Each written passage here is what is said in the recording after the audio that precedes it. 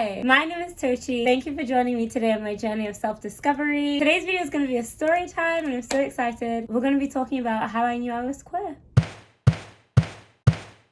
Alright, so this is my first story time of 2021.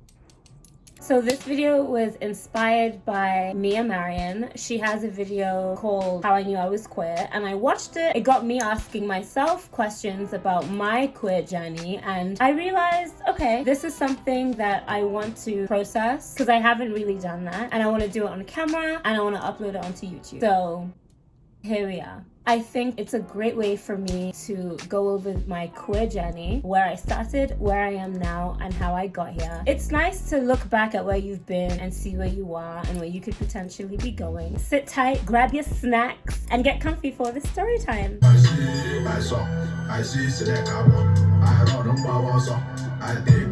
So this is the first time that I'm really allowing myself to sit down and think about my trajectory, or my journey rather, into discovering myself within the context of my queerness. And it's not gonna be as smooth or as clean cut as I would like, because I'm just allowing my thoughts to come out and processing things as they're coming out. So I'm sure there's going to be a point in time in which I somehow recreate this video in a more linear, clean way. But for now, I want to allow myself to just get this out and express this without limitation, because I haven't done that and I'm really excited to. So I hope you can follow along and that things make sense, because I too am going to be trying to make sense of things as I go through them. Okay, so I didn't have an aha moment that was my ring. I didn't have an aha moment like, oh my gosh, I'm queer, because I've always been this way. It was just normal for me, and I didn't think it was something to be aha about. It was almost like me looking in the mirror and be like, oh my god, I'm black one day, you know? It just... So in terms of queerness, right, I feel like I've always been queer. This is not just in terms of my sexuality, like just the way I move through the world has always been somewhat outside of the status quo and somewhat outside of the binary. Like if things are usually black and white, Tochi operates within the gray. That's just how I've always been since I was a kid. So that's in conjunction with my sexuality and the way I am able to love people and the people that I love seemed to line up and didn't seem to be something that was abnormal to me, because that's just how I moved. My first crush on a girl, I was 5. Her name was Abigail. She was a redhead. She had really long hair. And now I can acknowledge that this was a crush. In fact, now I can acknowledge a lot of things, which we're gonna get to at some point within this story time. But I liked to be around her. I liked spending time with her. I liked her. I liked her, but I just thought, you know, I was 5, you know what I mean? So that's my earliest recollection of my queerness existing in that way with regards to who I like. And as I moved through school, now in hindsight, I realized about 65 to 80% of my friends were queer, but were hiding. We just didn't speak about it. But a lot of us operated in different ways outside of like the status quo binary. There are so many layers to that. This video cannot encompass my entire queer journey. I'm trying to consolidate it for the purpose of the YouTube, but I'm hoping that you'll get the basic gist of what I'm trying to say, or what I'm trying to at least transmute to you. I'm different, yeah, I'm different. So throughout school, I had queer friends, and I don't know whether we just decided, like, I think we just didn't talk about it because it wasn't something to necessarily talk about, but also I did not know that everyone wasn't queer. I thought that some people were just more visibly queer than other people, or some people were just more expressive with their queerness. But when it came to sexuality, I thought, like me, I thought everyone just liked everyone. I identify as queer because it feels right for me, just because like labels feel so limiting, and I think the way I love and who I love is just such a fluid experience. I just don't think a label really does how I feel justice. But for the sake of labelism, from what I've explained to people, I've been told that I'm pansexual. So I'm attracted to people regardless of their gender. How someone identifies does not determine whether I like them or not. I like someone, I find them attractive, and then their gender comes into play. That's not to dismiss their gender at all. It's just, I think, like a straight woman woman would recognize a man and then, be attracted to him based on him being a man. Whereas for me, I'm attracted to someone because I'm attracted to them. Like, that's just it. I'm just attracted to people. It just happens to be that my track record leans heavily towards women.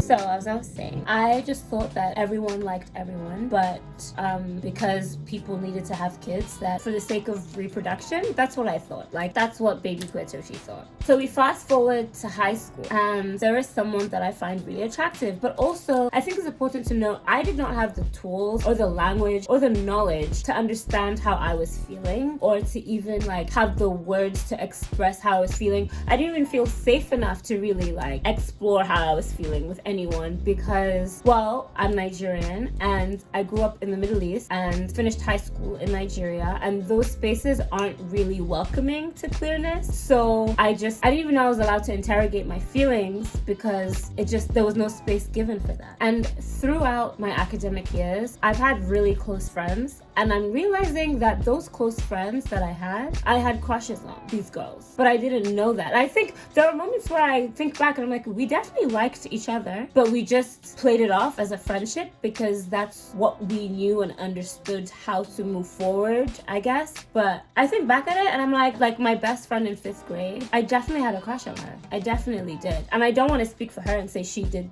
had a crush on me too, but I think about it and I'm like, I feel like that played out in different ways at different parts of my life. Going through school, I would be friends with people, girls specifically, and we would be friends, but then there would be something there, just hovering above our friendship that we wouldn't talk about. Even if we didn't have feelings for each other, it was an acknowledged queerness that we both have, but we're just gonna leave it floating above our friendship, and we're just gonna ignore it because that's all we, I think, really knew how to do at the time. So, in high school, when I moved to Lagos, there was someone that I found really, really attractive. I'm not even gonna give their name. And they were so androgynous, and it was the first time that I felt like I could acknowledge to myself, I find this person attractive. So I knew I found them attractive, but I couldn't admit it to myself. I was in band with them, and I would just spend all of band googly-eyed over them, but not really allowing myself to fully get into what exactly was going on with me. I just knew, I find this person attractive and I want to know more about them, but I'm too afraid to delve into that. So I didn't. And then one of my friends started hooking up with them. And I remember telling this friend of mine, how could you? She's a girl. You can't get with a girl. That's wrong. You can't do that. And she asked me why, and I couldn't give an answer. She was like, okay, but why can't I get with her? We find each other attractive. I like her. She likes me. So what's the problem? And I was just regurgitating things people had told me, but I didn't believe them myself. And I just remember her telling me things and me fighting back those things, but not knowing why I was fighting them back so hard. So that happened, right? Fast forward to college, and college. I moved to New York for college. So my first year in college was, trying to get the hang of things. But then there was this girl that I just could not get over on the basketball team, and I would go to basketball games just to watch her play. I didn't actually care about basketball. I didn't really even completely know what was going on in these games. I was just there to watch her, and I was enamored, completely in awe. All right, so there's that. So my first year in college, I was part of this course that you had to take. I don't even know. I had to take this English course or whatever.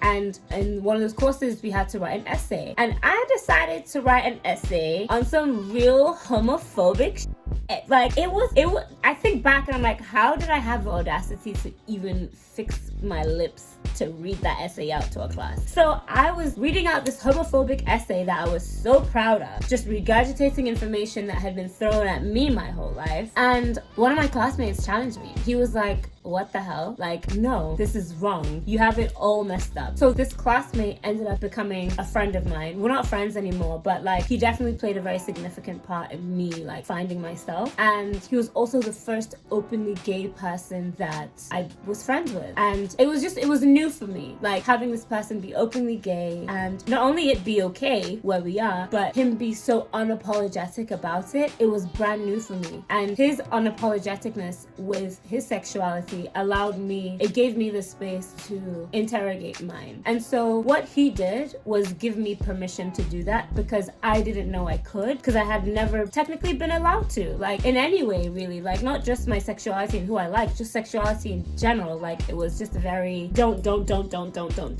and I wasn't really ever given the opportunity to do. So moving to America, I think, gave me the opportunity to find myself in ways that Nigeria just didn't give me. Like I had always existed in certain ways, but suppressed all of it because that's what I thought I had to do. But then I ended up hating myself in different ways. The fact that I was homophobic but so queer, like so there was that.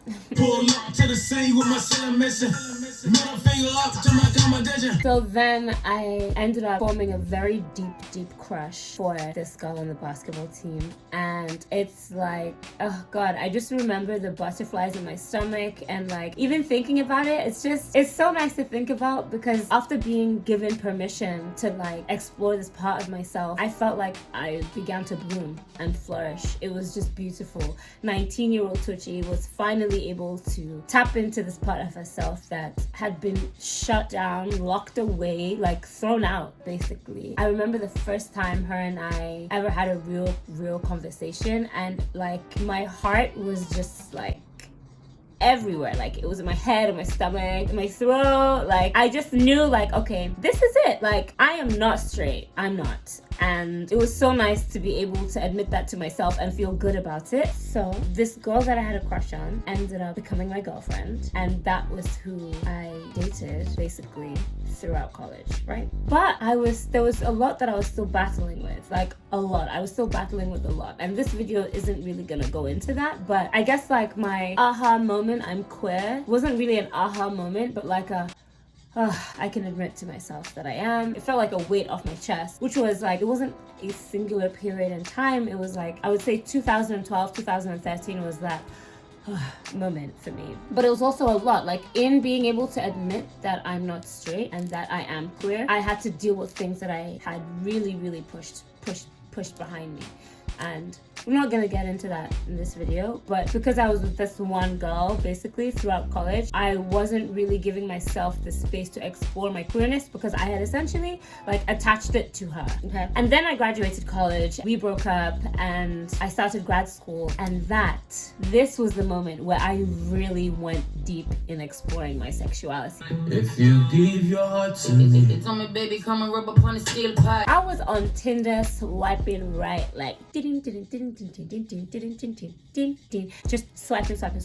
Any woman I found attractive, swipe. And I had my profile set to men and women, but the men weren't doing it for me. So I just took them off and had it on just women. And for about 2 years, I just allowed myself to date women. I allowed myself to date women, to meet different types of people, and really figure out my sexuality for myself, because for a long time, I thought I was bi. My mind was very like, I like men, I like women. But then in those 2 years that I was on Tinder, I realized like, first of all, my understanding of sexuality and gender was very limited. And those 2 years really allowed me to expand my knowledge on that, which allowed me to understand myself and my sexuality more. And I realized like those 2 years really allowed me to find that out for myself, and really allowed me to grow in that way. And I'm so grateful for that period, because I realized like, even though I was able to identify as queer, I still had a very limited understanding of my queerness and just sexuality in general. So being able to expand my horizons, like,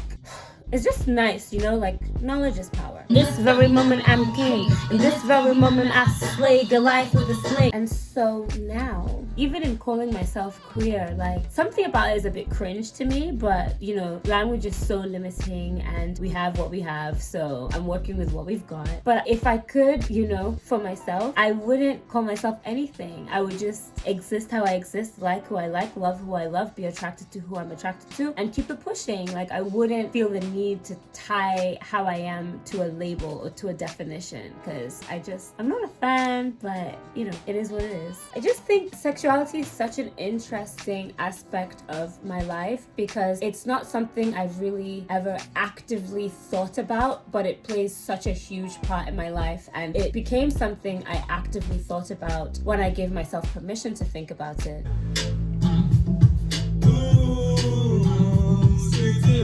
I think it's so interesting how the people that I gravitated towards as a child, or even just throughout, you know, the different stages of my life, have always been queer in some way or another, and we found each other even if we didn't have the words or the tools to fully recognize it or to acknowledge it or to talk about it, but we still found safety and comfort within ourselves regardless of that, and that's powerful to me. I kind of wish I could speak to those people now, but I've lost touch with a lot of them. It's time for this hair to get done. I move too much, the hair just goes out of place, and it's also important to note that me loving myself and my queerness, all of it, even like me being able to say my queerness, is like a very, very big deal. It's not something I have been able to do for years. It's really quite a recent thing. Like the pandemic and being stuck at home really it forced me to interact with parts of myself that I neglected in the past. And part of that was loving myself in the ways that I am now. Talking about how I have cared for myself and loved myself through this process is very important, but I also feel like that's a separate video, right? For this one, I just wanted to get everything out. Like, what has this journey been? What has the timeline been? Yeah.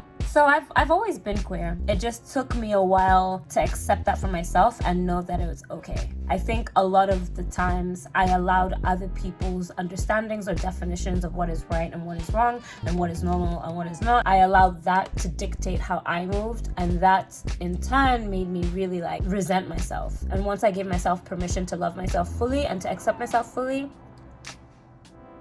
smooth coast. Well, I shouldn't say smooth coasting, but you get me. Like things got easier.